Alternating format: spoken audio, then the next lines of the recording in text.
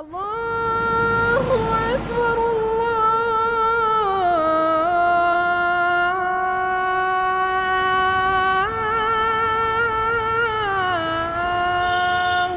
أكبر. بسم الله الرحمن الرحيم. الحمد لله رب العالمين، وصلى الله وسلم وبارك على المبعوث رحمة للعالمين سيدنا محمد وعلى آله وصحبه أجمعين.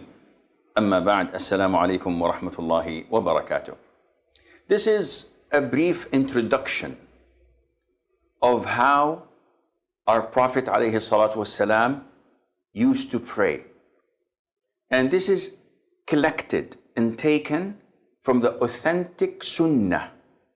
And this is extremely important because it was he, sallallahu alayhi wa sallam, who said, "Pray as you have seen me pray." I haven't seen you pray, O Prophet of Allah, sallallahu alayhi wa sallam, but I have read the description of your prayer from your companions. And the hadiths that came to us are found in Bukhari, in Muslim, in Sunan Abi Dawood, Tirmidhi, Ibn Majah, An-Nasa'i, in Al-Mustadrak, in Musnad Imam Ahmad, Muwatta Imam Malik, so many books of hadith. You collect them, you check their authenticity, and then you implement it in your prayers. Now, the issue of prayer is important because it is one of the pillars of Islam. Not only that, it is a vast and huge topic because, like any forms of worship, it has conditions. It has things that nullify it. It has pillars. It has mandatory acts, and it has sunnah acts. And without the knowledge of all of these things, your prayer would not be complete. And this is the cause where a lot of the Muslims have dispute, argument.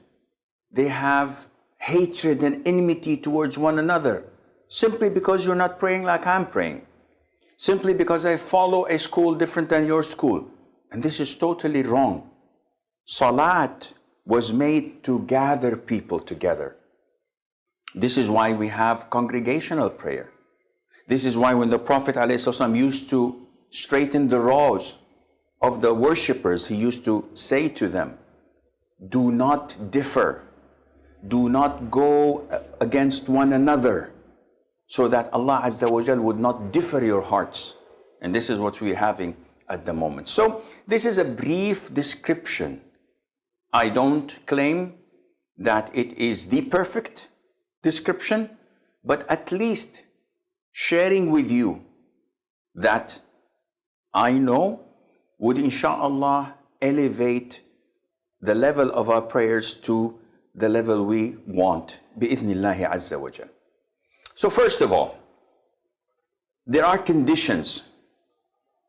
And these conditions must be fulfilled.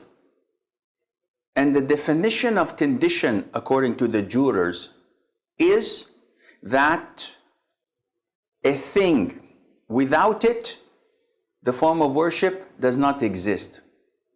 And if it is found and fulfilled, that is the condition, this doesn't mean that it has to be found.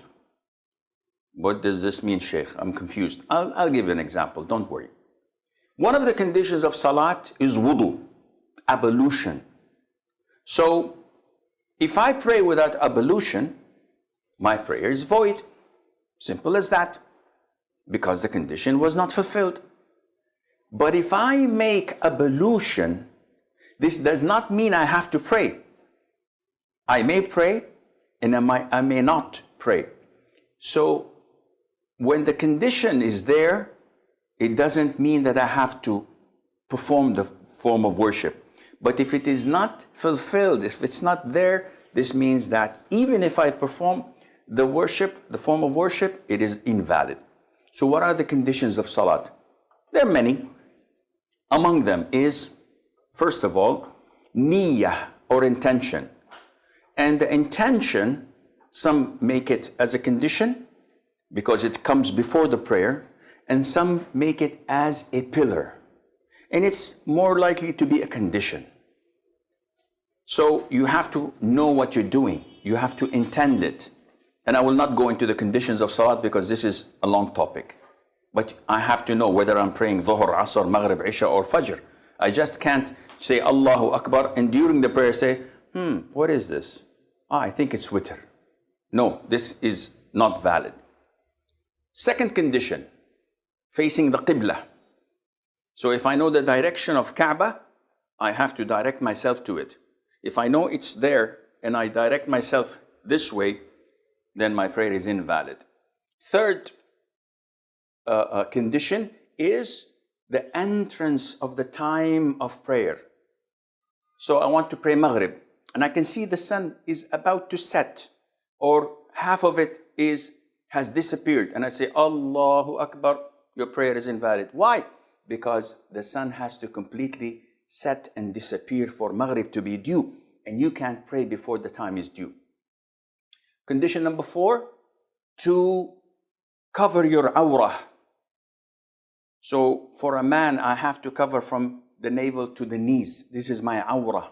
This is the private part that must not be shown. Without it, my prayer is invalid. Number 5 is to have purity. And purity is divided into 2 types. Wudu, which is uplifting the status of impurity. Or ghusl, which is uplifting the major state of impurity, the ritual impurity. This is number 1. Wudu or ghusl. Number 2, purity of my body. No najasa, no impurities on it. Purity of my clothes and purity of the spot that I'm praying on. Three types. These are the conditions.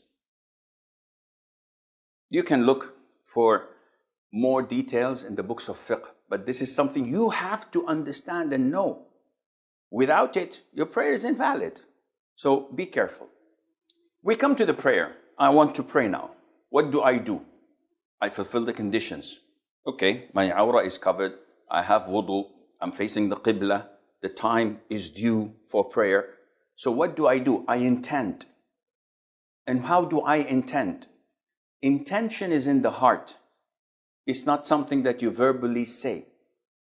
So if I want to eat an apple, I don't say I intend to eat this green apple in front of me on the table. I just reach out and bite it. This is the intention. So my intention now, in my heart, I don't have to say anything verbally or mentally. I just intend to pray Dhuhr. It is Dhuhr time. I make wudu, I come and I stand. The intention is there. I begin my prayer with a pillar. What is this pillar?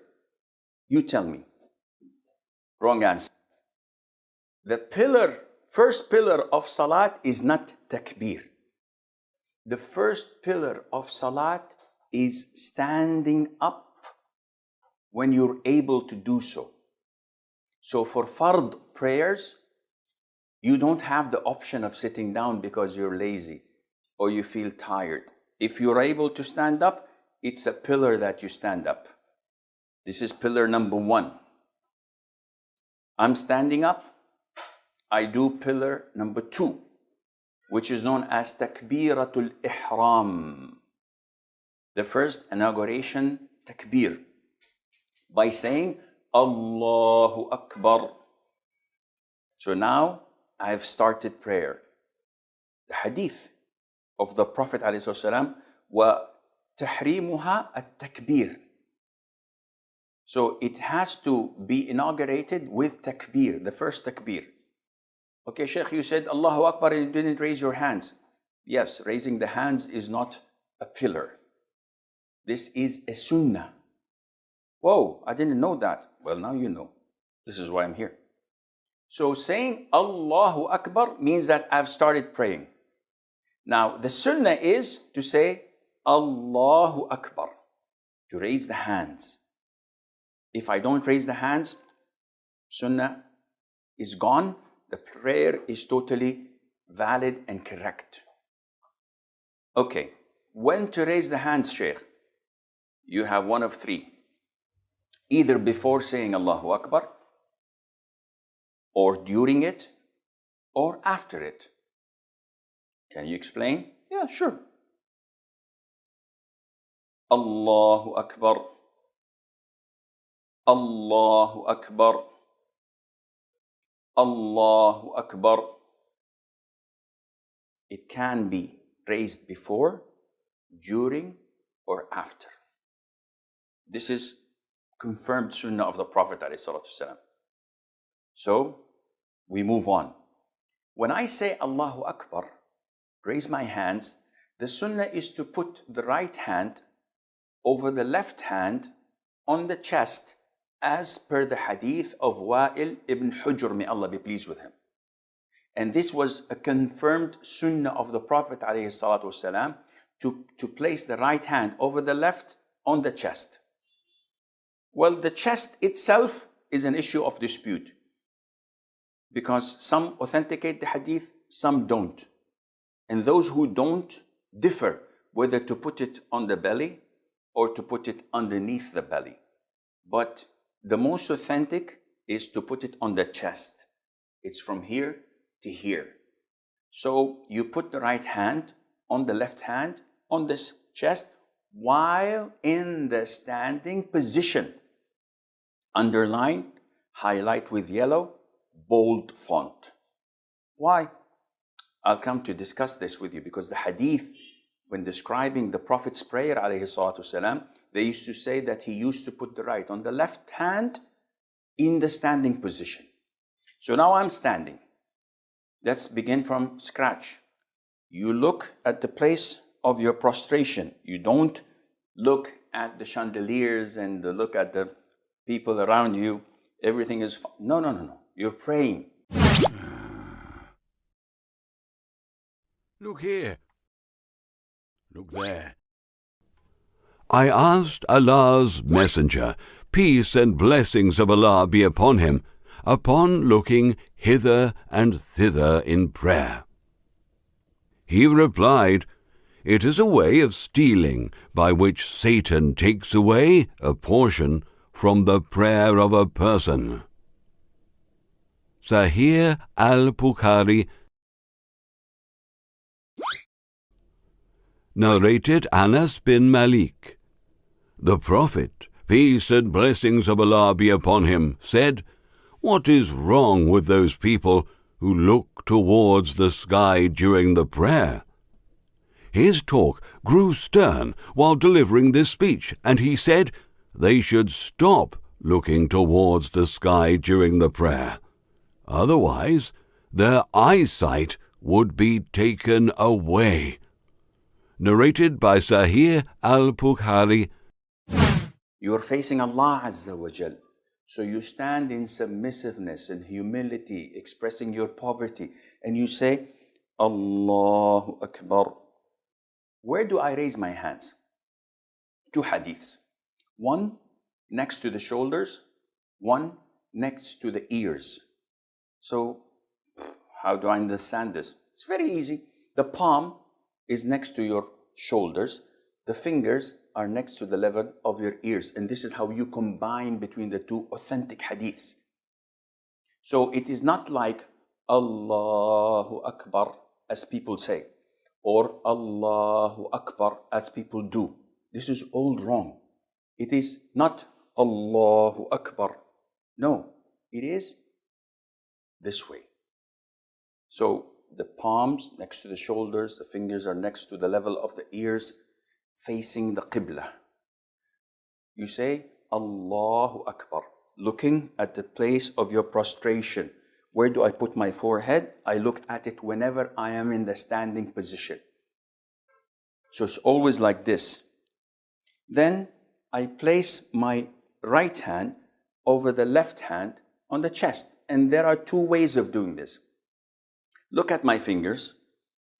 This is my wrist, my palm, and my arm. It's in between, like this.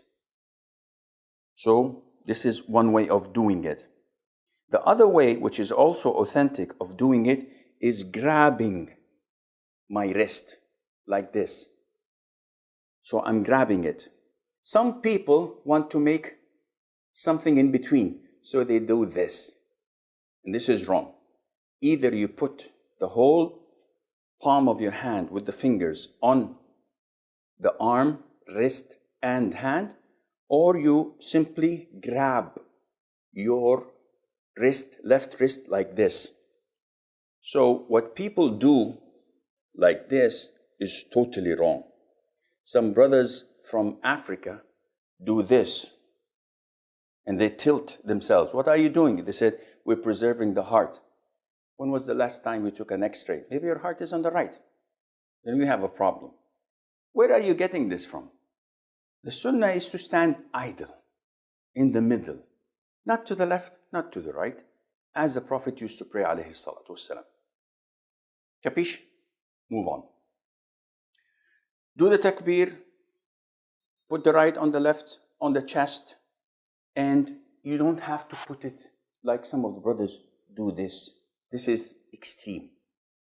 Some of the brothers, maybe Allahu Akbar. This is too loose. Some of the brothers say Allahu. This is too extreme. Follow the way of the Prophet ﷺ. Be moderate. And don't make an issue of it. Some brothers say Allahu Akbar, and they pray like this. And you start, what are you doing? I'm following the school of so-and-so. No, this is wrong. Akhi, what, is it wajib? Is it mandatory? No. Is it a fard, a rukun, a pillar? No. It's a sunnah. So don't fight over things that are sunnah. Prayer is more important than fighting over such issues. Finished? Okay. What do? We move on to another sunnah, which is called Du'a'ul Istiftah. So Du'a'ul Istiftah, there are different variations. One of the most easiest and popular, Subhanakallahumma bihamdik, tabarak asmuk, wa ta'ala jadduk, wa la ilaha ghayruk. Very easy. This is a sunnah. If I skip it, do I have any problem? No problem. Another famous one is the dua of Abu Huraira in Sahih Muslim. اللهم باعد بيني وبين خطاياي كما باعدت بين المشرق والمغرب ونقني من خطاياي كما ينقى الثوب الأبيض من الدنس واغسلني من خطاياي بالماء والثلج والبرد. Beautiful dua, Sahih Imam Muslim. There are 3-4 more. You pick and choose. If you skip it, no problem. Then I begin with saying أعوذ بالله من الشيطان الرجيم, or أعوذ بالله السميع العليم من الشيطان الرجيم. Or there are a number of ways of seeking refuge in Allah from shaitan. Mandatory? No. Sunnah. Then I say Bismillah ar-Rahman ar-Rahim. Mandatory? No, it is sunnah. Sheikh, give me a break. What do you mean sunnah? In the Quran, if I open it, I find Bismillah ar-Rahman ar-Rahim, number 1. This is a verse from the Fatiha. Akhi, it's an issue of dispute. And the most authentic opinion, according to the Sahih Sunnah, that Basmalah is not a part of Fatiha. It is a dividing verse between the surahs of the Quran, with the exception of Surah At-Tawbah, chapter number 9. And the hadith is clearly stating this. When Allah says, I've divided prayer between me and my servant into 2 halves. When my servant says, Alhamdulillahi Rabbil Alameen, Allah says, my servant has praised me. Ar-Rahman ar-Rahim, and so on. It goes on like this. So Allah did not mention Bismillah ar-Rahman ar-Rahim, which means it's not part of the Fatiha. But this is another topic, maybe we discuss it later on. Then I begin in one of the pillars of Salat, which is Al-Fatiha. So I say, Alhamdulillahi Rabbil Alameen, Ar-Rahman Ar-Rahim. I say each ayah and I stop and I pause. Not Alhamdulillahi Rabbil Alameen, Ar-Rahman Ar-Rahim, Maliki Yawmiddin, Iyaka na'budu wa Iyaka nasta'een, Uhdina as-Sirata al-Mustaqim. I ran out of breath. If I were younger, I would have continued the whole surah. This is permissible, but it is not the sunnah. The sunnah is to stop at the end of each verse with a pause. And this is why when we pray, we don't find the taste and beauty of it, because we want to rush things. While if you say, Alhamdulillahi Rabbil Alameen, Ar-Rahman Ar-Rahim, Maliki Yawmiddin, you find that there is tranquility, submissiveness, khushu' in your salat. You get closer to Allah Azza wa Jal. I finish Fatiha. This is a pillar. Now I'm talking about pillars, mandatory acts and voluntary acts. Once I finish the Fatiha, I can go to ruku'. Whoa, Sheikh, wait. There's a surah afterwards. I know there's a surah afterwards. This surah is a sunnah. You're kidding me. No, I'm not. There is a surah after the Fatiha, but it is a sunnah. So if I say, وَلَضَّالِّينَ آمين Allahu Akbar, in Fajr, my prayer is valid. I didn't know that. Now you know. If I say it in Maghrib, it's valid. If I say it in Isha, it's valid. The sunnah is to recite a surah afterwards, or a verse as a minimum. And the sky's the limit. Interesting. So I recite a surah afterwards. قُلْ يَا أَيُّهَا الْكَافِرُونَ. I finish that, then I go for ruku'. One question, Sheikh. Yes. After I say غَيْرِ الْمَغْضُوبِ عَلَيْهِمْ وَلَا الضَّالِّينَ آمين, should I pause so that the people behind me can recite the Fatiha? So I say وَلَا الضَّالِّينَ آمين.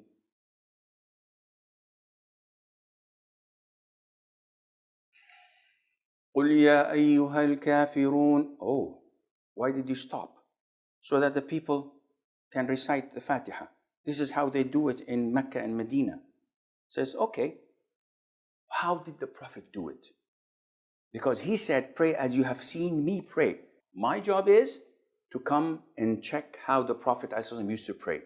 Never ever was reported that he paused between the Fatiha and the Surah. So this is clear? He never paused. Okay, so you say, وَلَا الضَّالِّينَ آمين قُلْ يَا أَيُّهَا الْكَافِرُونَ. Just like that? Yeah, just like that. Okay, we move on to finishing the surah. We finish the surah. What should we do now? After finishing the surah, the sunnah is to go for ruku'. So how do I perform ruku'? So I finish the surah. I say, Allahu Akbar. Now listen, I haven't said it yet. Raising the hands, sunnah or mandatory? Sunnah. So the raising of the hands is a sunnah. And when do I say Allahu Akbar? Mistake number one. Allahu Akbar. This is wrong. Mistake number two. Allahu Akbar. Whoa. If these are two mistakes, then what should I do? You should say takbir while moving, not in the standing position and not after you've reached your ruku'. So that it's called takbir of movement. So this is the way it should be. Allahu Akbar. So while moving, saying the takbir. What is the ruling of the takbir, Sheikh? This is wajib, mandatory. Meaning that if you purposely skip it, your prayer is invalid. And if you skipped it out of forgetfulness or an error, you have to compensate this by sujood as-sahw. So I go to the ruku' position. And what I do is the following. Allahu Akbar. Now in the ruku' position, I have to do the following. Number one, my palms of the hands are spread and grabbing my knees like this. So the fingers are spread. My back is straight.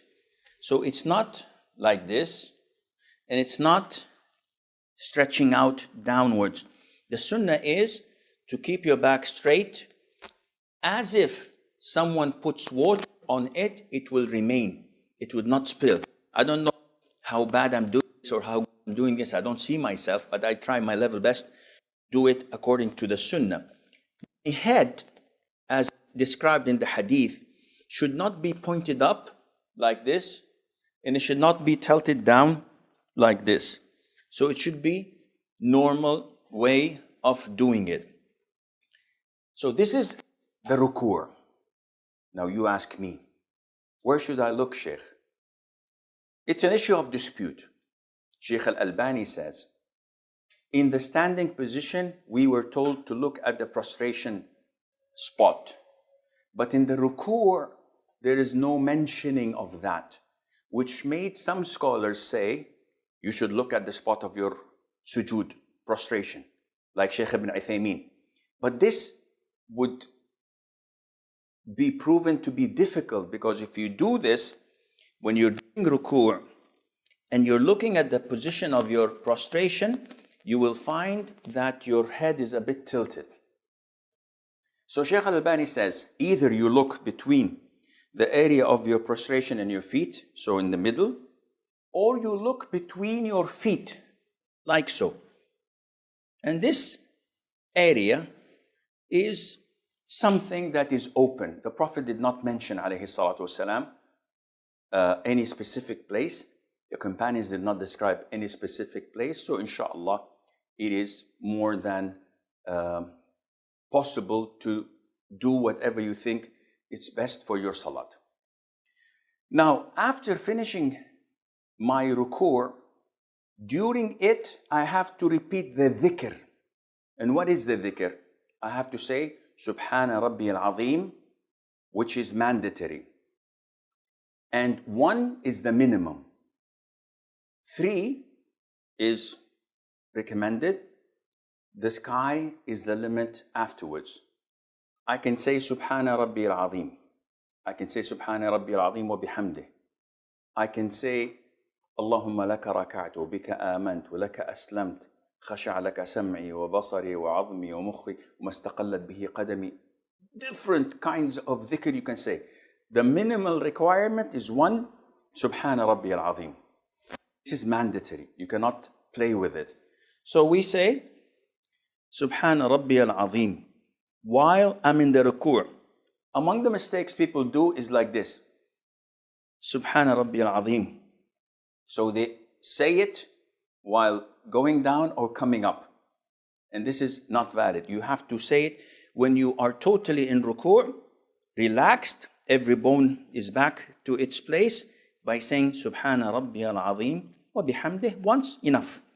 Then while rising up, you say Sami Allahu liman hamidah, and you raise your hands again.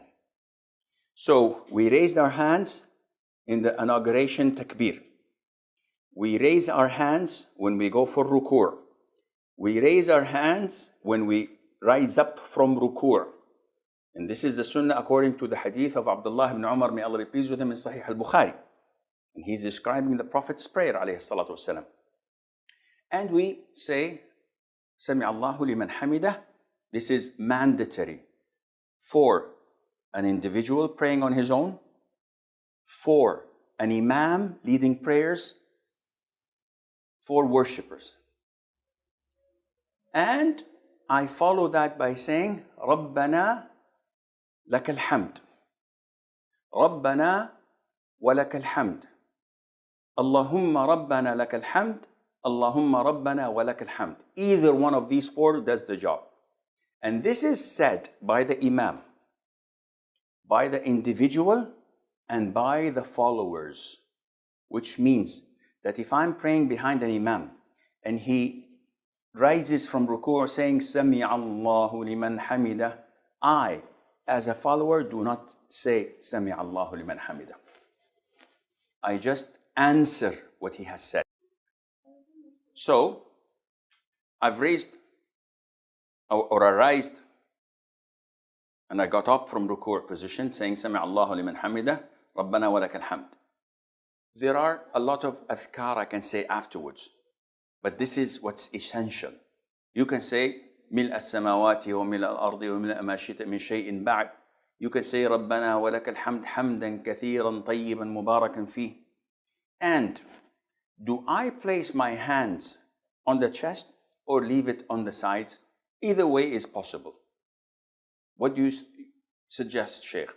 I personally follow the hadith of Wa'il ibn Hujr, which says that whenever the Prophet ﷺ raised from ruku', whenever the Prophet ﷺ stood up, he used to put the right on the left on the chest. So now after I've risen from ruku', what is this position called? Is it sujood? Is it ruku'? What is it? It's standing up. So according to the hadith, then I should do this. The majority of scholars say no, you have to put it on your side. But there is not a single hadith that stated that the Prophet used to put his hands on his side in any position. So it's an issue of dispute, but akhi, again, this is a sunnah. You put it on your chest, you put it on your side, there's no problem. Don't make an issue out of it. Don't label people or classify people or think that people are better than you or worse than you. No. Just leave it as it is. This is the conviction. Leave them. So I'm in the ruku' position. Subhana Rabbi al-Azim wa bihamdih. Sami'a Allahu liman hamidah. ربنا ولك الحمد حمدا كثيرا طيبا مباركا فيه. سمع الله لمن حمده.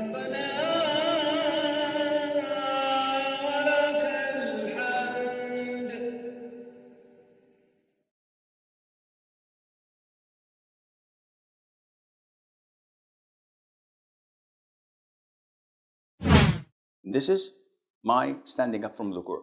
What should I do now? I should go for sujood. Now for sujood, there are two ways. A different of opinion among scholars. Should I land first on my knees or should I land first on my hands? It's an issue of dispute.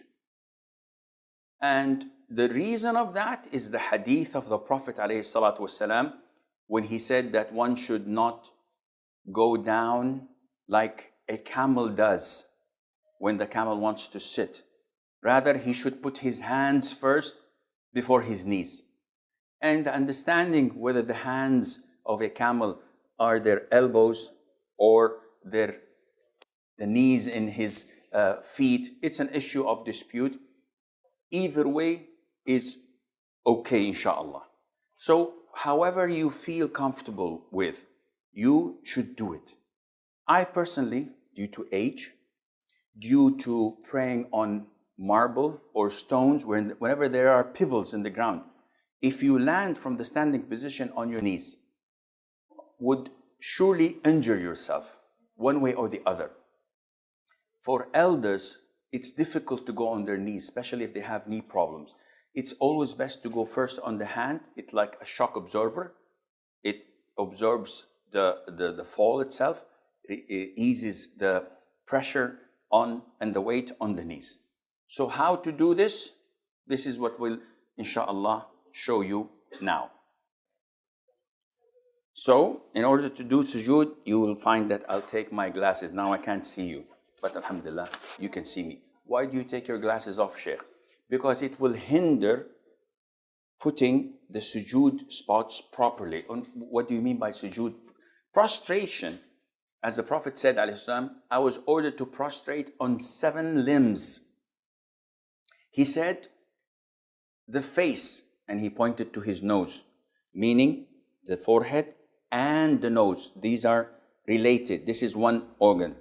The hands, the knees, and the feet. These are 7. So, I want to go to sujood. Do I raise my hands? No. I just say Allahu Akbar while falling to sujood. And this is what I do. Allahu Akbar. This is the way of performing sujood. What are the things I should pay attention to? Before I do the prostration, I'm still in the standing position. You have to know that, first of all, my hands should be pointing to the Qibla. So my hands are not this way and are not this way, rather they are pointing to the Qibla. Now, where should I place my hands? I have the option either to place my hands next to my shoulders or a little bit close to my ears. My knees are not so close together, they are apart. My feet, they are close to each other, erect, with some toes, not all of them, because it's impossible to have all your toes pointing to the Qibla, but the toes that are bendable can point to the Qibla. My arms are wide and spread, so my biceps are not close to my sides. So I have to spread as I'm spreading my wings. And my stomach is not touching my thighs.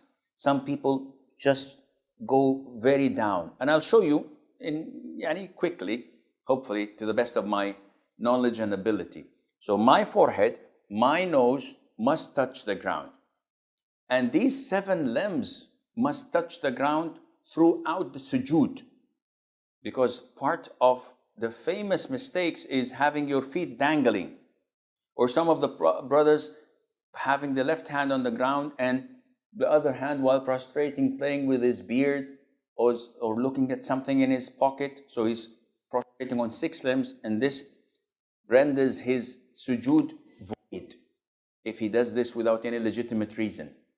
So I was standing up. Now I'm falling into the sujood position, and I'm saying Allahu Akbar in between. So let's look at how I make the sujood. This is one of the ways of doing it. So my hands and fingers should be pointing towards the Qibla. My face, my forehead, and my nose are touching the ground. I should have my arms apart and away from my body. And at the same time, my stomach is not touching my thighs. Some brothers do this, and this is wrong. And this is too much spread. So the appropriate way is either having my hands next to my ears or to my shoulders. I can have this one here, and I can have this one here. Look at my feet. They are touched together, not far away.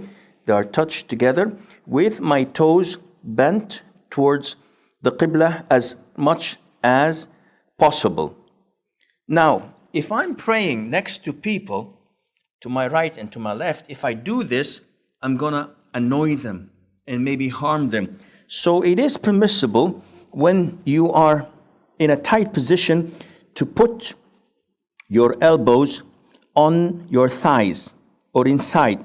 What is haram and prohibited is to do this. This is prohibited, which I have my forearms on the ground like a dog. And the Prophet said that this is totally prohibited. What should I say when I'm prostrating? Subhana Rabbi al-A'la. Subhana Rabbi al-A'la wa bihamdih. Sabbuhun qaddusun Rabbul malaikati wal ruh. So many du'as. The minimum requirement, Subhana Rabbi al-A'la. Can I make dua? Go ahead, make dua. As much as I want, as much as you want. Oh Allah, pay my debts. Oh Allah, guide my children. Oh Allah, guide my wife. Oh Allah, get me a second wife. Oh Allah, grant me health, whatever. In Arabic. Sheikh, I'm non-Arab and I can't say it in Arabic. No problem, say it in your own language. Oh, this is interesting. Yes, the closest you are is when you are in sujood position. So if I'm in my sujood position and I would like to sit between the 2 prostrations, I say, Allahu Akbar. And I sit on my left foot. This is called iftirash. and I erect my right foot with as many possible toes towards the Qibla. My hands are on my thighs and my knees, so it's in between. The area is possible. You don't have to do this. You don't have to do this. It's here. Sit normally. Don't be so technical. Sometimes people are so technical, they forget the prayer, they forget what you're reciting, and just think, oh, am I doing this right? Am I doing this wrong? Be natural. Follow the sunnah, acknowledge that this is the sunnah, the way of the Prophet, and do it naturally. And when I sit like this, I say, Rabbi ghfirli. Minimum is once. I can say 10 times, 10, 20 times. I can say 2, 3, 4, whatever. Rabbi ghfirli, Rabbi ghfirli. Issue of dispute. Is saying Rabbi ghfirli mandatory or sunnah? Some scholars say it's sunnah. I am inclined to say that it is mandatory because the Prophet ﷺ always used to say it. Any other dua? Yes, there is a longer dua. Rabbi ghfirli warhamni wa'afini wajburni wahdini warfa'ni. All of this is possible. This is the prostration or the sitting between the two prostrations. It's called iftirash. And if you would like to show it from behind, I'm sitting on my left foot and my right foot is erect. This is the sunnah. Sheikh, I have problems with my right foot, so can I put it down like this? No problem. Sheikh, I'd like to sit with 2 feet on one another because this is the only way I feel comfortable. No problem. Your prayer is valid. You will lose the reward of the sunnah, but your prayer is totally valid, akhi. No problem. Not only that, Abdullah ibn Umar, may Allah be pleased with him, at the end of his time, he used to sit cross-legged. And when some of his companions followed him, he said, no, this is not the sunnah. I'm doing this because of my knees. You should sit like the sunnah. But the position is what? Sitting. So no matter how you sit, the right thing, but the more you are following the Prophet, the better it is for your reward. I must do a second sujood. And it's the same format. I say, Allahu Akbar. The same thing exactly, Subhana Rabbil A'la. Now, after I finish my sujood, I have to rise up to the second rak'ah. There is a sunnah that is called Jalsatul Istiraha, where I stand up. Before I stand up, I give a small pause. And then I say, Allahu Akbar. So when standing up, one should not stand with 4 fingers between the 2 feet, like some schools of thought say. And you go to the masjid and you find the people standing like this. What is this? If you want to answer the call of nature, go ahead, but don't come to the prayer when you're this tight. So this is, the way I'm standing is wrong. Some brothers, when they want to come and pray, they do this. Why? He says, the one on the right is far away from me, and the one on the left is far from me. And the brothers is doing this and doing this. Akhi, what are you doing? This is done in karate, in taekwondo, but not in prayer. So how should I stand? Stand normally, akhi. The width of your shoulders should be relevant to the distance between your 2 feet. Don't stand like this, because this is not pointing to the Qibla, and don't stand like this, because this means you have to see your orthopedic surgeon, you have a problem with your knees. But stand in a normal way, either like this or a little bit away from each other. Make it natural the way you stand. So I rose to the second rak'ah. Do I raise my hands? No. I simply say Allahu Akbar and resume my second rak'ah exactly as the first rak'ah. And I recite the Fatiha. I recite an optional surah afterwards, as according to the Sunnah.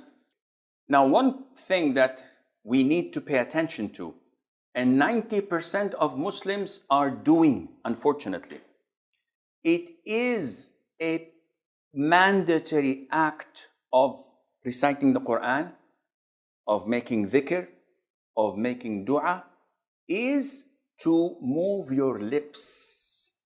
What do you mean, Sheikh? If you pray the Fatiha like this, I just said Ameen in my head. I did not move my lips, I did not move my tongue. Your prayer is invalid. Oof, invalid? Yes, it's totally invalid. Why?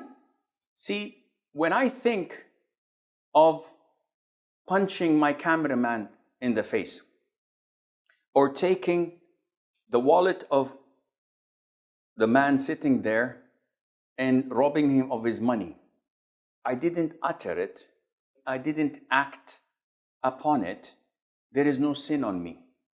Whatever goes in my mind, there is no sin.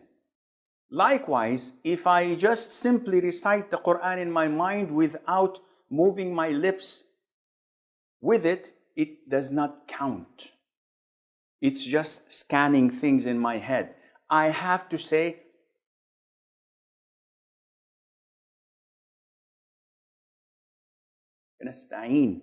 I have to move my lips and my tongue. And this is why when some of the companions of the Prophet ﷺ came to him, he said to him, your tongue must remain moist with the remembrance of Allah. Which means that you have to move your tongue when reciting the Quran, saying Allahu Akbar. The people, they do like this. And they keep on their prayer without moving the lips, and this is totally wrong. One of the things that a lot of the Muslims also make a mistake in is keeping their eyes closed. So what are you doing? Well, I am daydreaming. I think I'm on the beach in Côte d'Azur, in Cannes or Nice. Wow, it's fun. Allahu Akbar. What? This is totally haram. Why are you closing your eyes? He said, oh, Sheikh, I'm distracted. Whenever I keep my eyes open, the man in front of me is moving, and the next one to me is touching his pocket, and the third one is picking his nose, and every time I feel tempted to look at my watch, and sometimes I say, Sami Allahu liman hamidah, and I watch the chandeliers and the lights and the writing on the wall, I get distracted, so I close my eyes. This is not permissible. Why? Because neither the Prophet ﷺ nor his companions had ever done this, and they had more things to distract them than you. Now, if you tell me that there's a child in front of you while praying, sometimes you get these situations. You get a 3-year or 4-year-old child standing in front of you, looking into your eyes and doing faces to you. This would make you break into laughter. So in order to avoid this, you close your eyes for maybe 5-10 seconds until he goes away. This is okay.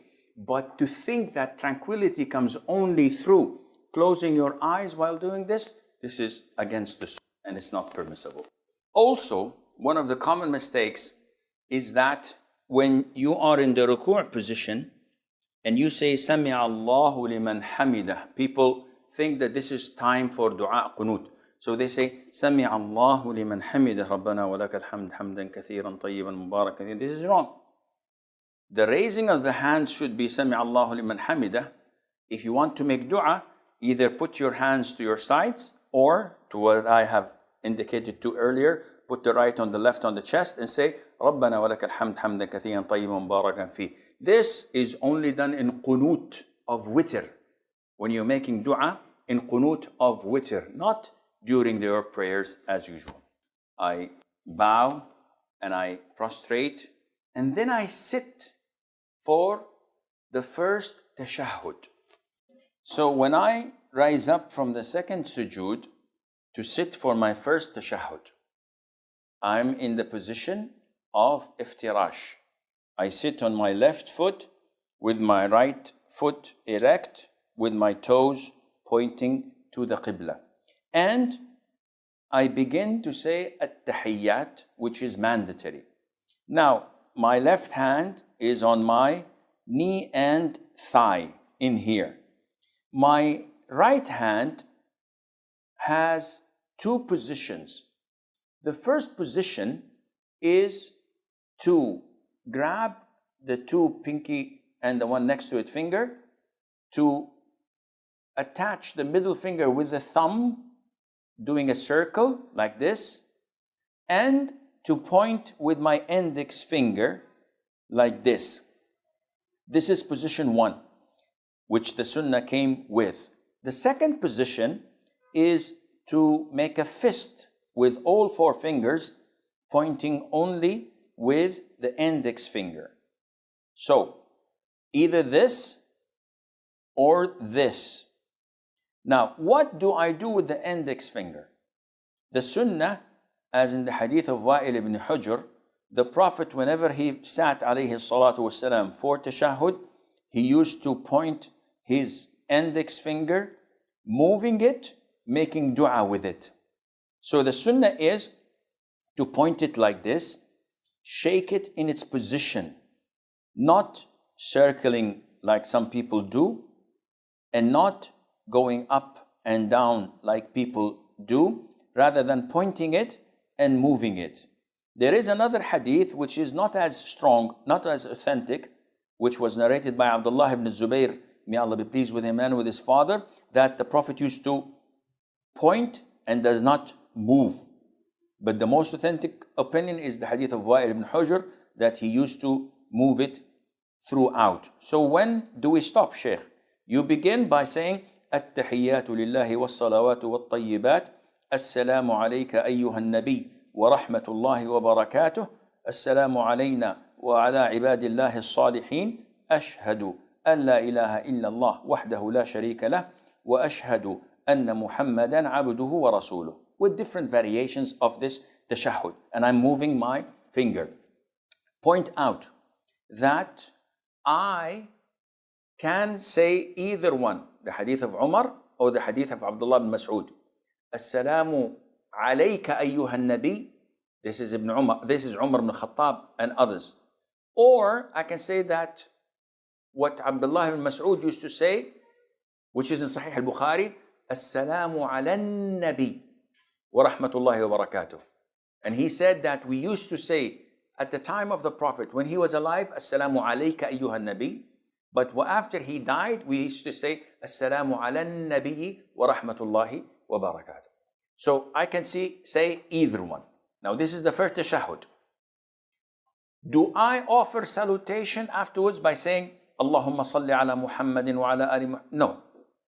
The most authentic opinion is that this is the Sunnah.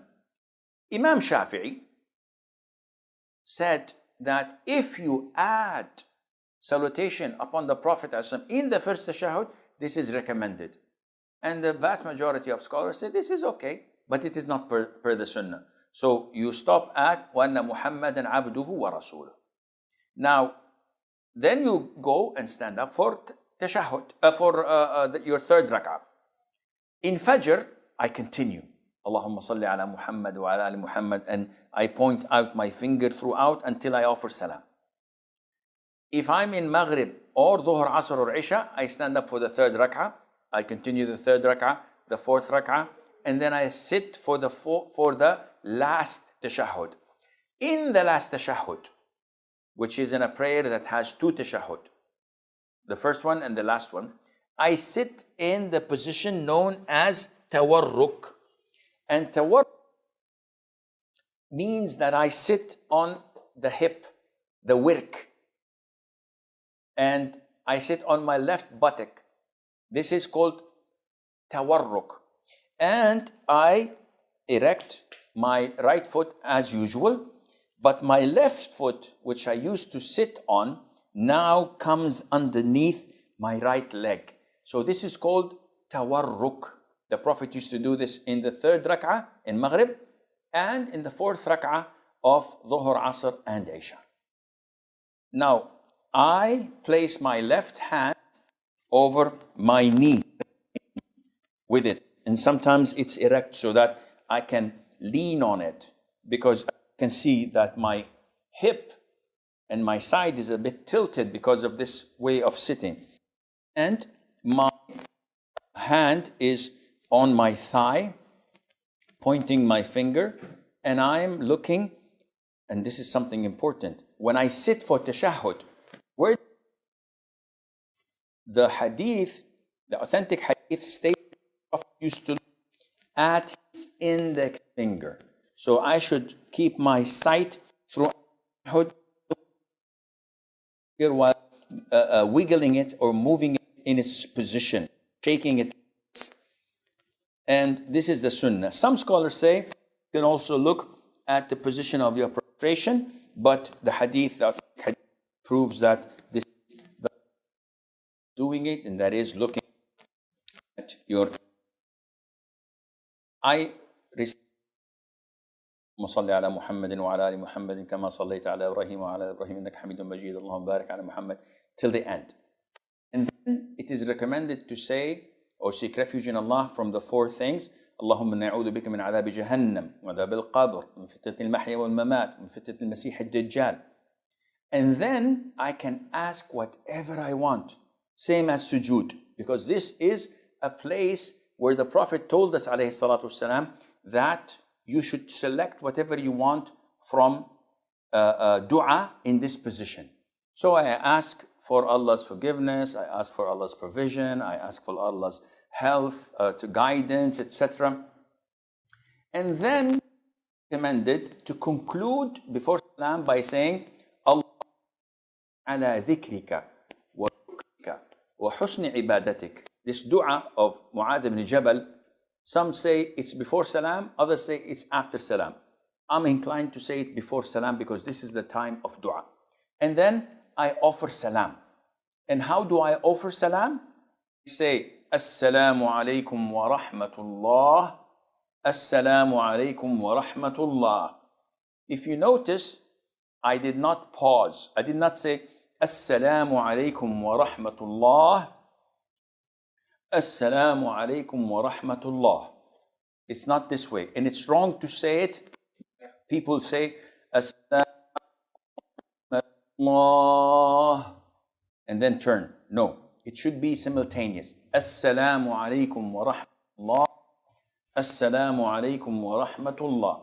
And the sunnah is to make those behind you see your cheek. So you don't say,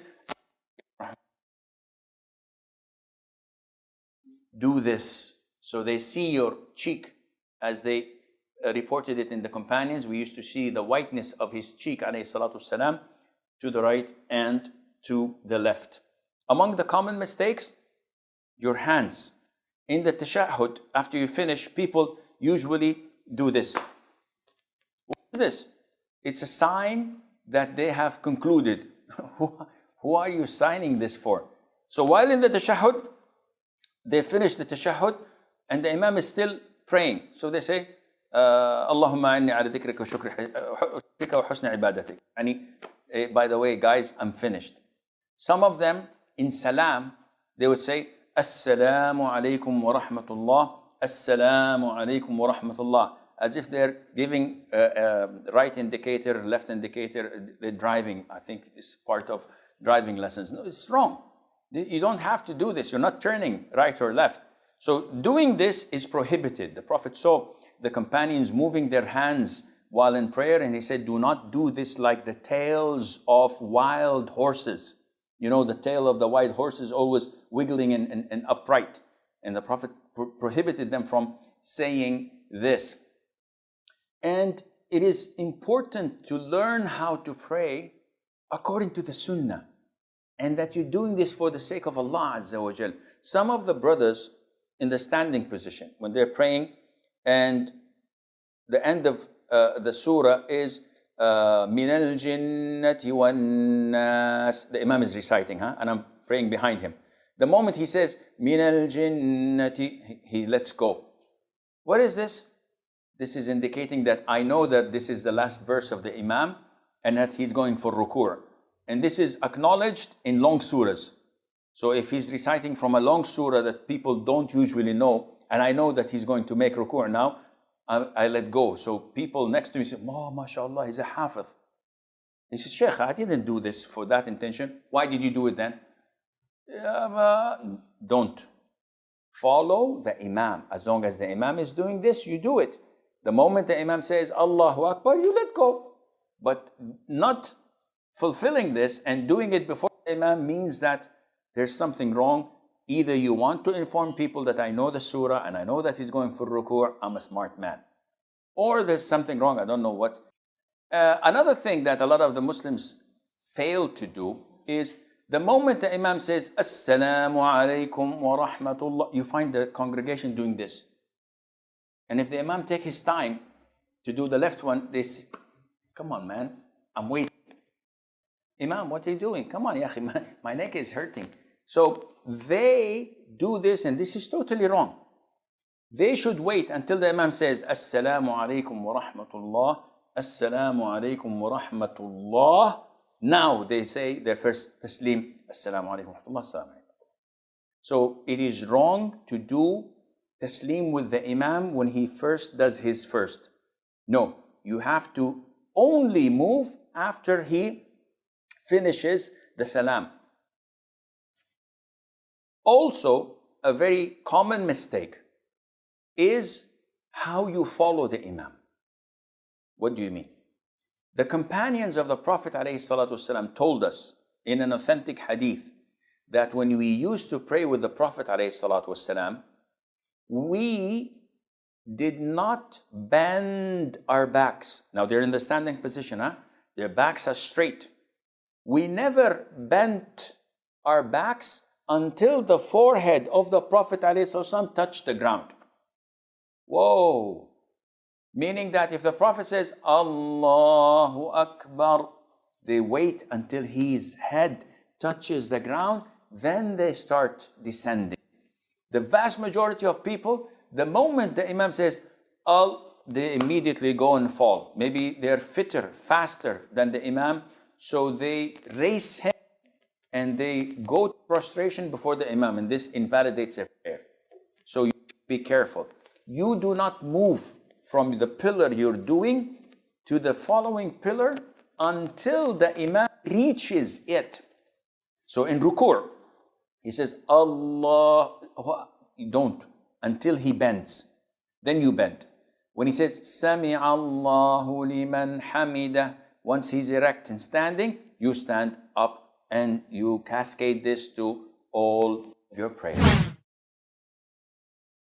People ask, when we stand in the direction of Qibla, so how pinpoint should we be exact in our direction?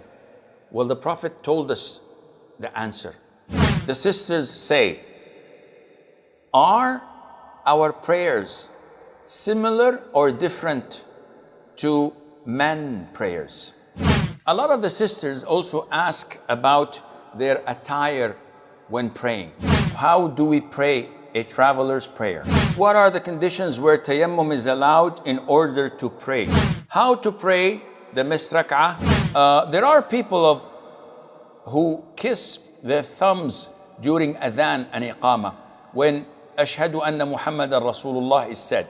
Is there any proof of this? Definitely not. Question: can one pray sunnah of Fajr after the fard salat? Allah